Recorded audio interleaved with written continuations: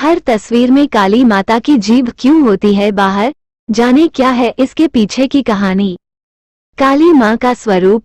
काली को तस्वीरों में भगवान शिव की छाती पर एक पैर के साथ युद्ध के मैदान में खड़े होने के रूप में दर्शाया गया है। उनकी जीभ भगवान शिव की छाती पर पैर रखने के लिए अचरज में पड़ गई। उसका रंग गहरा है और उसके चेहरे के भाव क्रूर हैं। उनके 4 हाथों को दर्शाया गया है। ऊपरी हाथों में से एक में वो खूनी कृपाण रखती हैं और दूसरे ऊपरी हाथ में वो कटा हुआ एक राक्षस का सिर रखती हैं। निचले हाथों में से एक में वो एक कटोरा रखती है जिसमें वो रक्त एकत्र करती हैं जो ऊपरी हाथ में दानव के विच्छेदित सिर से टपकता है। दूसरा निचला हाथ वरद मुद्रा में दिखाया गया है। वो नग्न दिखाया गया है और वो एक मुंडों की माला पहने नजर आती हैं।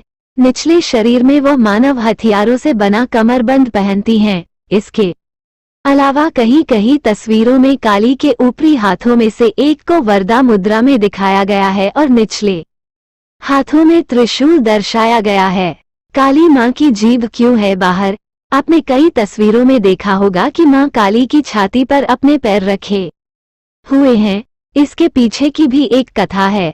रक्तबीज नामक असुर को वरदान था कि वह कभी नहीं मरेगा, बल्कि उसकी खून की जितनी भी बूंदें धरती पर गिरेंगी उससे अनेक रक्तबीज उत्पन्न होंगे।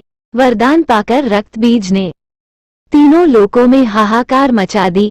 देवताओं ने युद्ध की ठानी और रक्तबीज से लड़ने को तैयार हो गए, लेकिन जब वो सफल नहीं हुए तब वो मां काली के पास पहुंचे। मां काली अपना विभत्स रूप लेकर देवताओं की मदद करने के लिए युद्ध भूमि पहुंची। युद्ध के दौरान उन्होंने रक्तबीज की एक भी बूंद जमीन पर नहीं गिरने दी, बल्कि अपनी जीभ को बाहर करके उसका पूरा रक्त पी लिया। रक्तबीज तो समाप्त हो गया, लेकिन मां काली इतनी ज्यादा कुपित हो गई कि उन्होंने कोई भी शांत कराने में नाकाम रहा। तब देवताओं ने भोलेनाथ से विनती की कि वो महाकाली को शांत कराएं। भगवान शिव ने कई प्रयास किए पर वह असफल रहे।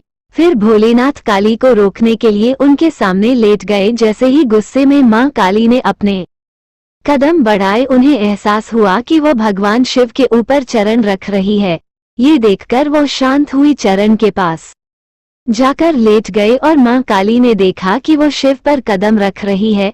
जब काली को अपनी गलती का एहसास हुआ तो उसने शर्मिंदगी में अपनी जीभ बाहर निकाल ली।